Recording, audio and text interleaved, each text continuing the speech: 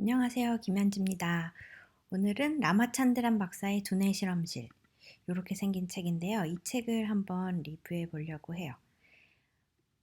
이 책은 국내에는 15년, 그러니까 한 5년 전에 나온 책인데 실제 원서는 98년도에 나왔다라고 하거든요. 원서는 이제 이런 식으로 생겼고, 그리고 인도의 이제 의사, 박사이신 분이시고, 네, 이거를 최근에 접하게 됐는데 너무 내용이 재밌어가지고 리뷰를 해보려고 합니다. 같이 이제 읽고 얘기 나눴던 분들 경우에는 이 책 내용은 교과서에 들어가야 되지 않냐. 우리가 인지하는 방법에 대해서 굉장히 신선한 얘기들을 많이 전해준다 라고 하신 분들도 있었고요. 보통 우리가 올리버 섹스의 아내를 모자로 인식하는 사람인가? 아무튼 그런 식의 제목인데 그 책의 경우에도 되게 재미난 얘기들이 많이 나오거든요. 우리가 인지하는 부분에 뭔가 문제가 생길 경우, 뇌의 어떤 일부 부분에 어, 장애가 생길 경우에 어떤 일들이 벌어지는지 굉장히 다양한 사례를 가지고 얘기해주는 책인데 그거랑도 관련이 된 얘기가 많이 있어요. 정말 어, 나에 대해서 그리고 우리가 자아라고 생각하는 나는 누구인가라고 생각하는 것에 대해서 어, 좀 다른 시각을 갖게 해주는 부분까지도 다루고 있는 매우 신선한 책입니다. 98년에 나온 책인데 신선하다고 하니까 좀 이상하긴 하지만 아무튼 한번 리뷰를 해보도록 하겠습니다. 총 12장으로 되어 있고요. 한 장씩 한번 살펴보도록 하죠. 두뇌 속의 유령들. 첫 번째 장 제목이고요. 사실 정체를 알 수 없는 장애들이 굉장히 많이 있죠. 그래서 예전에는 이제 프로이드가 그런 것에 대해서도 많이 다루곤 했었는데 프로이트가 중지한 지점에서 출발해 두 가지 방향으로 발전해 나가고 있어요. 이 내용이.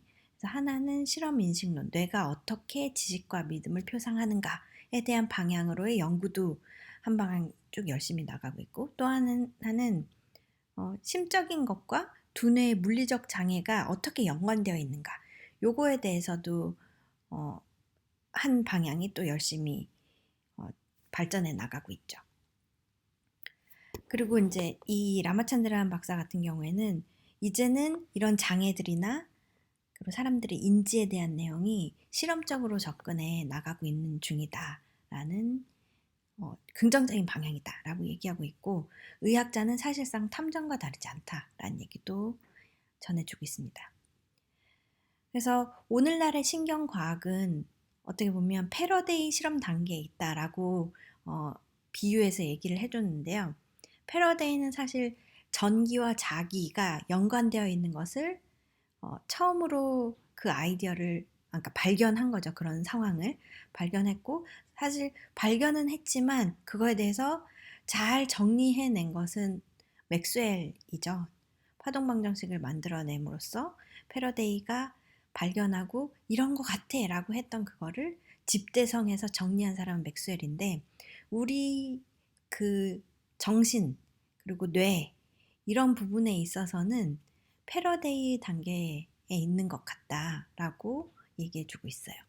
이게 98년도에 한 얘기인데 지금까지도 아직은 패러데이 상태인 것 같더라고요. 많은 이제 전문가들 얘기도 들어보고 해보면 아직도 우리 뇌나 마음 그리고 뭐 자아 인식 이런 것들에 대해서는 아직도 뿌연 상태가 많이 있는 그런 단계인 것 같아요.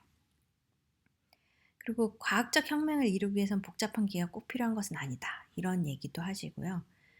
그리고 이 저자는 예외적인 것에 끌리는 성향을 가지고 있는데, 그래서 오히려 또 다른 것들을 많이 인지해내고 그거에 대해서 관심을 가짐으로써 뭔가 정리할 수 있는 사례들을 모을 수 있다. 이런 얘기도 하고 있고요.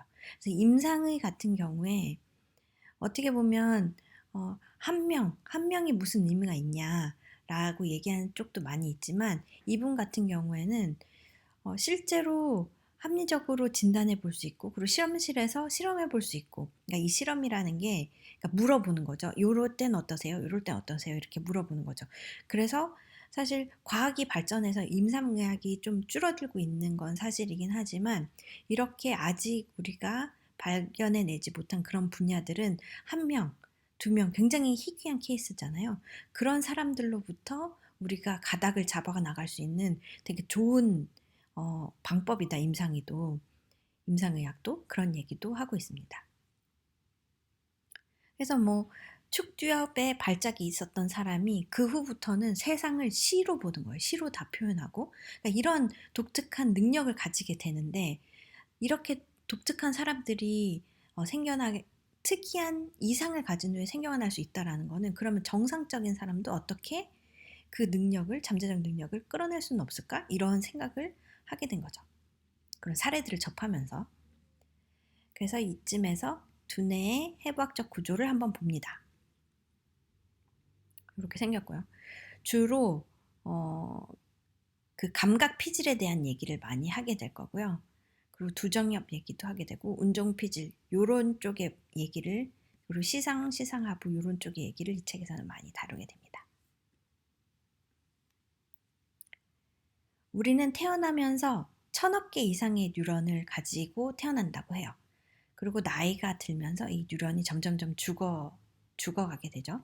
요 페이지 바로 옆 페이지에 이 뉴런의 그림도 있는데 제가 그거는 첨부하진 않았고 그래서 모래 한 알만한 뇌에는 10만 개의 뉴런, 200만 개의 축색돌기, 10억 개의 시냅스가 있다고 해요.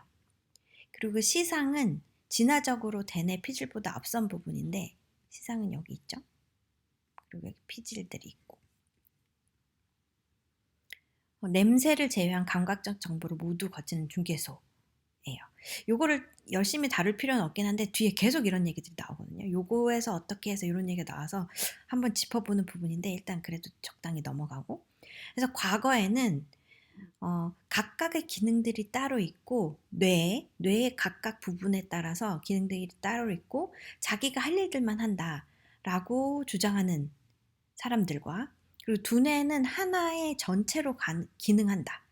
그렇게만 동작할 수 있다. 이런 식으로 얘기하는 사람들도 있었는데 이게 나뉘어 있었는데 사실은 상호 배타적이 아니고 이 얘기가 다 맞다. 그리고 더 중요한 건 어디에가 아니라 어떻게 상호작용하는가 이 부분이 사실 더 우리가 파야 되는 부분이다 라고 저자가 얘기하고 있습니다. 하나의 예를 들어서 잠재적 자살 충동을 지닌 여인의 얘기가 있는데 오른쪽 대뇌 방구에 잠재적 자살 충동이 있었던 거예요. 근데 이 사람이 뇌량이 손상되어서 뇌량이 여기죠. 양쪽이 이제 연결을 시켜주는 부분인데 이 부분이 손상된 거예요. 그래서 원래 우뇌 쪽에 자살 충동이 잠재적으로 있었는데 좌뇌 쪽에서 그걸 제어하고 있었던 사람이었어요. 근데 이 뇌량이 손상이 되고 나니까 이거를 제어하기가 힘들어진 그런 상황이 된 환자라기보다 그런 특징을 지닌 사람이 있었던 거죠. 그래서 왼쪽 방구의 억세 메시지가 사라지니까 우뇌가 다루는 쪽이 왼쪽의 신체죠. 그러다 보니까 왼쪽 손을 움직여서 자기를 죽이려 하는 그런 상황이 발생하는 그런 사람도 있었고요. 그리고 웃음 회로에는 이것도 되게 재밌는 사례였는데요. 웃음 회로가 두 개가 있대요. 하나는 자연 웃음, 하나는 억지 웃음. 근데 이 자연 웃음을 관장하는 부위랑 두뇌랑 억지 웃음을 관장한 두뇌가 다른 거예요. 그래서 여러분들 다 경험해 보셨겠지만 남이 몰카로 찍어준 사진 중에 내가 정말 아름답게 웃고 있는 그런 게 포착된 사진들 있잖아요. 그런데 이제 사진사가 혹은 친구가 찍어줄게 하고선 그 앞에서 웃는 표정 지으면 정말 어색하잖아요. 그게 이 이유인 거예요. 자연 웃음은 기저핵이라는 부위가 담당하는 건데 두뇌 감정센터, 변형계 이쪽에서 기저핵을 한테 그 정보, 그러니까 뭔가 메시지를 줘서 기저핵이 근육을 통합적으로 조절하는 거예요. 그래서 뭔가 사고해서 나 웃어야지라고 하는 게 아니라 그냥 반사적으로 동작하는 건 거죠. 그래서 근육을 기저핵이 움직여서 웃는다가 자연 웃음이고요. 억지 웃음은 사고를 통한 운동 피지를 통해서 동작하는 거예요. 그래서 언어나 청각을 통해서 고급 사유센터를 통해서 운동 피질이 수십 개 얼굴 근육을 움직이게 되는 건데, 운동 피질이 하는 거는 이렇게 움직여, 저렇게 움직여 라고 의도적이고 숙련된 움직임을 하는, 그러니까 그 근육들을 이렇게 저렇게 내가 의도해서 움직이게 하는, 그걸 다루는 부분인 거죠. 운동 피질, 아까 전에 그림 보면 이 부분이에요. 운동 피질. 중심 고랑의 바로 앞에 있는 부분. 이 부분이 운동 피질인데, 얘가 이제 메시지 주는 거죠. 이렇게 웃어. 입을 끌어올리고 볼을 좀 뭐 동그랗게 만들고 눈은 반달 모양으로 만들고, 이런 식의 메시지를 줘서 얼굴 근육을 막 움직이는 거죠. 그래서 웃음의 모양을 만들어내는 거예요. 근육을 움직여서. 그러니까 이게 얼마나 고도화된 작업이겠어요. 얼굴에 수십 개의 근육을 움직여서 웃는 표정을 만들어내야 되는데, 그래서 자연적인 미소에 익숙하지 않은 이 운동 피질은 만들어내는 거라 그랬잖아요. 일부러. 운동 피질에게 베토벤 연주를 하라는 것과 비슷하다. 그러니까 우리가 이걸 굉장히 연습을 해야, 그러니까 의도적으로는 연습을 해야 그 수십 개의 얼굴 근육을 움직여서 자연스러운 딱 그 미소를 만들어낼 수 있는 거죠. 아니면 어색할 수밖에 없는 거예요. 왜냐하면 거기에 이제 숙련되지 않았으니까. 의도적으로 근육을 그 모양대로 만들어내는 아주 아름다운 미소를 만들어내는 것까지는 우리가 트레이닝을 하지 않았거든요. 그래서 모델들 같은 경우에는 정말 열심히 트레이닝을 해서 베토벤 연주가 된 거죠. 얼굴 근육을 미소 띤 얼굴로 만드는 데 있어서 베토벤 연주 수준으로 열심히 훈련이 된 거죠. 배우들도 그렇고요. 그래서 우리 일반인이기 때문에 그거에 대한 훈련이 아직 덜 된 거예요. 그래서 아름다운 자연 웃음 같은 웃음을 억지로 만들어내기 어려운 거죠. 재밌죠? 그래서 자연 웃음을 다루는 뇌 부분과 억지 웃음을 다루는 뇌 부분이 달라. 그래서 우리가 그렇게 이쁘게 못 웃는 거다. 그렇다는 겁니다. 그리고 예를 들어 뇌졸중으로 운동 능력을 상실한 팔이 있다라고 쳐봐요. 그래서 내가 의도적으로 이 팔을 움직일 수 없는 사람인 거예요. 이제 이게 팔 마비가 된 환자인 거죠.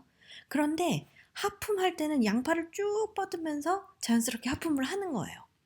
이게 두뇌의 다른 경로가 이 팔의 근육을 움직이기 때문인 거예요.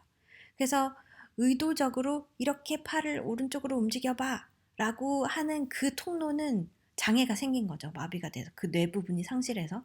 그런데 하품할 때 반사적으로 나오는 그 운동 통로는 아직 살아남은 거예요. 그래서 이렇게 볼 때, 그 통로를 어떻게 활용할 수 없을까? 이런 생각이 되는 거죠. 그럼 이 마비된 팔이 살아날 수 있는 거 아니야? 이런 생각이 들기도 하는 거죠. 굉장히 신비하죠. 그래서 해마를 잃은 남자 얘기가 나오는데요. 해마는 이 부분이에요. 해마. 해마는 새 기억의 형성을 관장하는 부분인데요. 어떤 환자가 있었어요.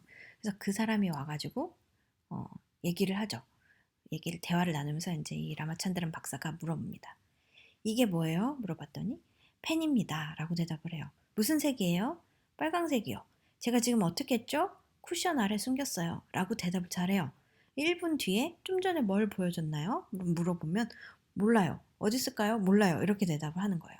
그래서 해마가 손상이 되면 새로 생기는 기억, 그 이후부터, 손상된 그 시점 이후부터 새 기억이 사라지게 되는 그런 현상이 나타나게 됩니다.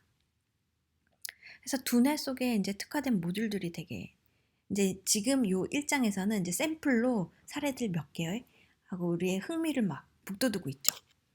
빌이란 사람 같은 경우에는 계산 장애가 있는 사람이에요.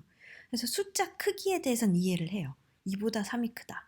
뭐 이런 거에 대해서는 이해를 하는데 더해봐라 이런 부분은 못해요.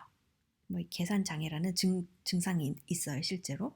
그리고 보통 계산 장애는 손가락 인식 불능증과 함께 나타나는데요.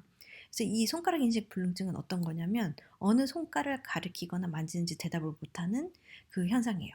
그래서 이제 그러면 이게 같이 발생한다라는 거는 두 모듈이 손가락 인식하는 모듈과 계산하는 모듈이 관련이 있는 건가? 이런 또 이제 궁금증이 생기게 되죠. 그리고 어떤 회로가 출생 때부터 그게 고정돼서 배선됐다면 변경은 불가한 건가?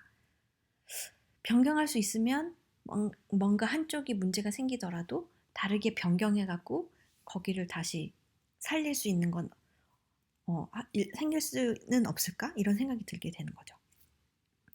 그래서 여기까지가 이제 1장입니다.